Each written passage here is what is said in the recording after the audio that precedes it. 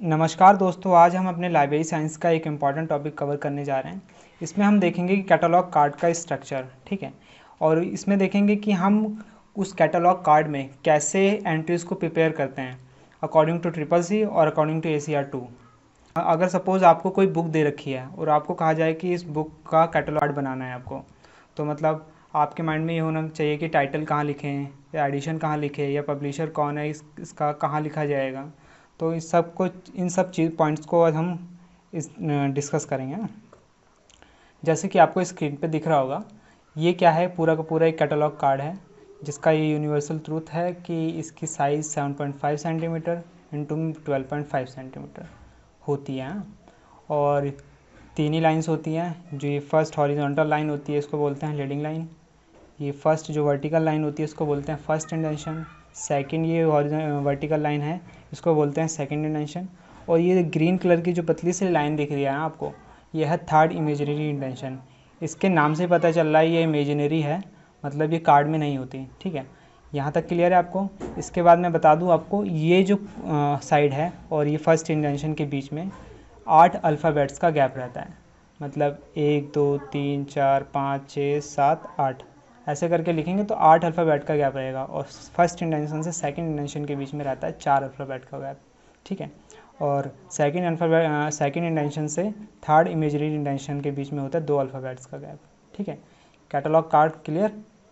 Then आगे देखते हैं कि मेन एंट्रीज़ को कैसे प्रिपेयर किया जाता है अकॉर्डिंग टू ट्रिपल सी और अकॉर्डिंग टू ACR2, ठीक है।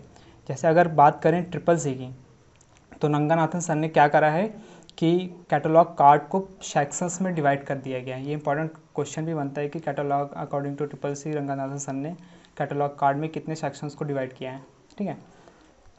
तो जैसे कि यहाँ पे हमें पता होना चाहिए कि रंगनाथन सर ने 6 सेक्शंस में डिवाइड किया है।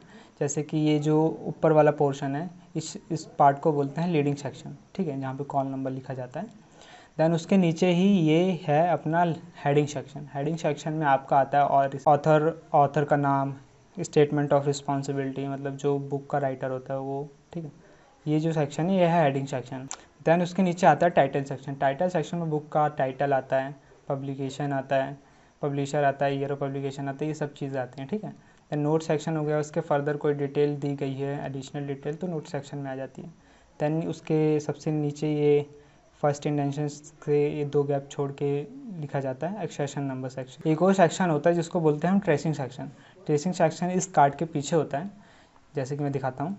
ये है ट्रेसिंग सेक्शन। ट्रेसिंग सेक्शन में क्या क्या चीज़ आती हैं, class index entry, book index entry, cross reference entry, cross index reference entry, ये सारी की सारी कहाँ आती हैं, ट्रेसिंग सेक्शन में।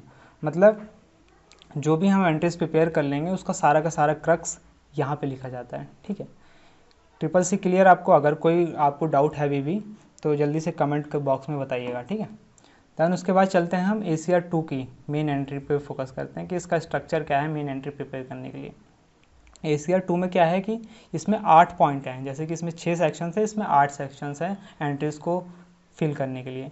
जैसे कि यहाँ पे क्या है, यहाँ पे इस कोने में क्या आता है, इस बॉक्स में कॉल नंबर, ठीक है। देन एक्सेशन नंबर 2 हो गए।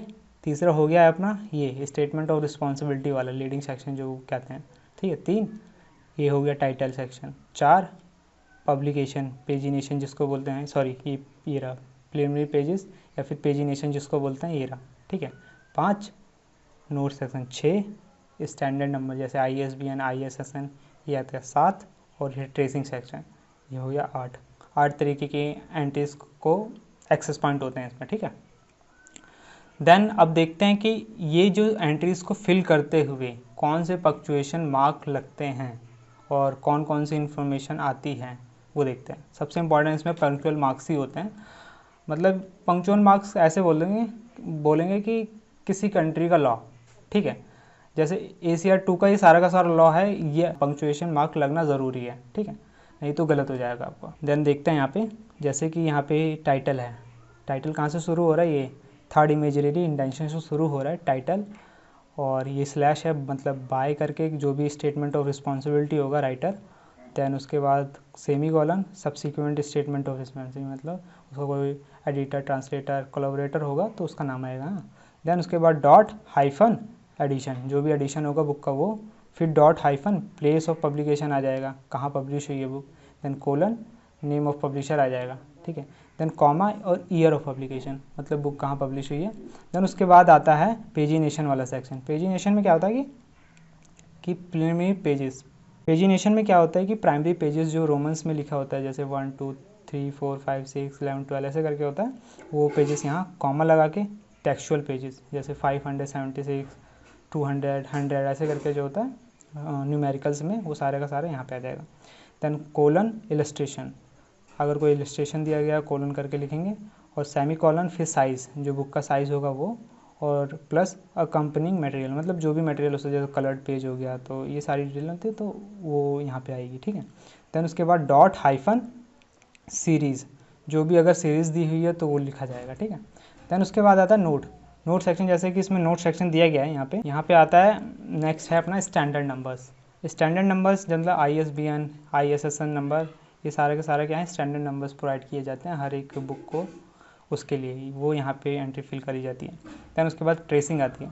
ट्रेसिंग इंपॉर्टेंट पार्ट है ACR 2 में, क्योंकि इसी के बेसिस पे जो एडिड एंट्रीज होती हैं वो सारी की सारी बनती हैं, जैसे सब्जेक्ट की, टाइटल की, ऑथर की, ये सारी के सारी एंट्रीज कहाँ बनती हैं, यहाँ पे शो होती हैं ट्रेसिंग में, और इसी के बेस पे जो फर्दर कार्ड होते हैं वो बनते हैं। तो इसी के साथ थैंक यू। वीडियो पसंद आए तो प्लीज़ लाइक करिए, सब्सक्राइब करिए चैनल को, और हमारे साथ जुड़े रहिए। और फेसबुक पे जाके आप हमारा पेज लाइक करिए, वहाँ पे अपडेट्स आती रहती हैं। और टेलीग्राम पे जुड़िए यार, वहाँ पे डेली क्विज़ेज़ और वीकली मेगा क्विज़ेज़ होते हैं, जिससे कि आपकी नॉलेज इन्हांस होगी और इम्पॉर्टेंट, आप सभी के लिए इम्पॉर्टेंट है। और थैंक यू।